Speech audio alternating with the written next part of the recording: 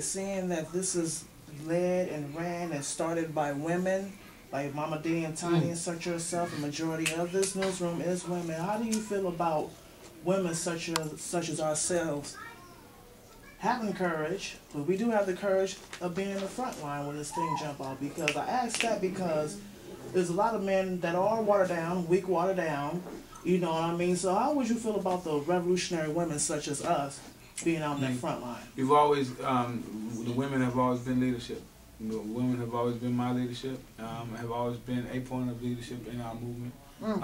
It is only through this old kind of sexism, machismo that happened in the movement that said women were relegated to a place of organization that was not equal to the man. But I think it's becoming more and more apparent as we look, even on your chart and through the women on the walls and the women leading this program, is that not only women are nowadays, even more than before, more capable of leadership, but able to lead and in a position of fearlessness and able to not, throw off the chains of whatever may hold down a lot of our brothers and step forward and say this is what it takes. So I think only when the brothers recognize that, or we real see capable leadership, because we're gonna need to be able to say, he who has that political education, who has that experience, you get out there and show us the way. It's not based on what you have hanging between your legs or not hanging between your legs. It's going to be based on exactly, who knows what and who's ready to be able to move when it's time to move. So I applaud all the sisters. Like I said, my leadership, my people who brought me into the place that I am today, primarily was women. I'm talking about revolutionaries, not just my mama, who of course gets full credit.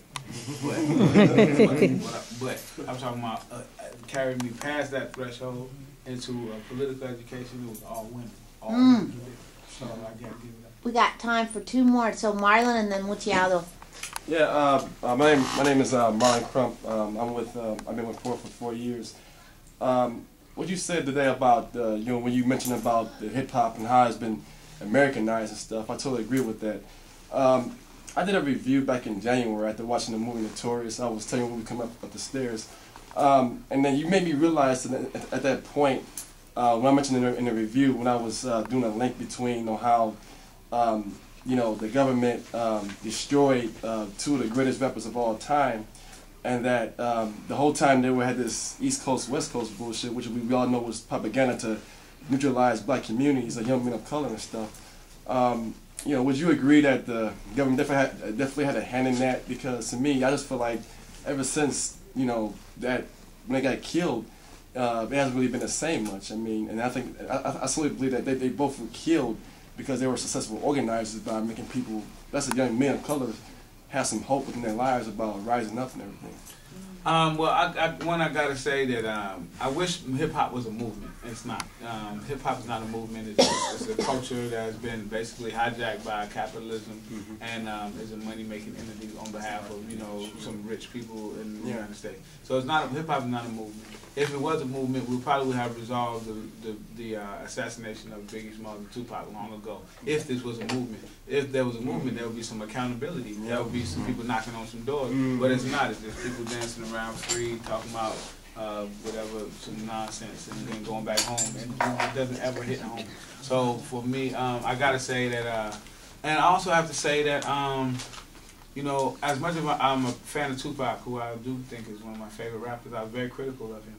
I was critical of him because he was raised by Mutulu Shakur, and he was nurtured by Afeni Shakur, and embraced by a whole bunch of people who had a directive, who were completely directed, and I think a lot of times I would want him to do more than what he was doing. Yeah. Man, somebody like Biggie Smalls, and this is a complete criticism of somebody who I think is more than has contributed so much to our people. But I don't mind saying this to people who also loved him, because I felt like he could have done more.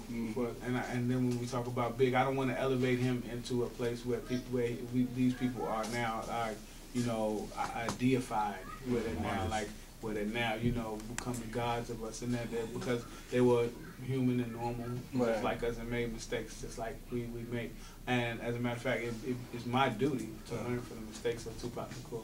Yeah. So therefore, the materialism that he did promote, and some of the ways that he did not heighten the awareness and political education of our community, where there was many instances where he did do it, and maybe he wouldn't ever been the Tupac that he is, and unless he compromised and contradicted himself as much as he did. But the reality is, I fed from the Tupac that learned from the movement. I fed and I learned from the Tupac that learned from his mistakes.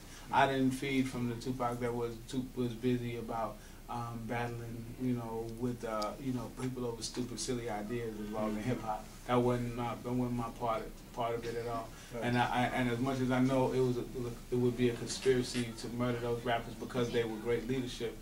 The reality is both of them, they were drenched in Italian clothes, and they were espousing ideas about you know, beef and violence that was trivial compared to the real war that was going on in our community. So that's just what it was. And, you know, so okay. Muciado. Yeah. Well, just real we got quick, 2 minutes. You know, we do live in a male supremacist society and stuff like that. Why do you think it's important? You know, I do believe in like talk like a warrior and walk like a warrior. You know, and even myself of being caught up sometimes in because you're surrounded by this. You know, why do you think it's important that we have to take our time and to change this kind of ways of being as men, seeing women as objects, and what do you think is? Well, I think it's important because if we're going to have any principles at all, we have to start with respecting one another. Because that's going to be the basis of how we build society. If we start, okay, we want to tear this system down, which is so bad. It was born in this very patriarchal way that serves men first, and the ideas in our stomachs instead of the ones in our hearts and our minds and our heads. And so, do we want to tear the system down and build it with the same system, or a system that is from its cousin? No, thank you. You know, I would rather build a system that is built in principles that I know is going to be protected. And it has a system of checks and balances that when something like you know, my ego or my machismo steps out of line against my sisters, it is immediately checked and able to be put into balance in the most correct kind of way. And the same with the sisters, you know, even though the sisters could enjoy about 400-500 years of matriarchy to go against this patriarchy we've been living in for the past this long.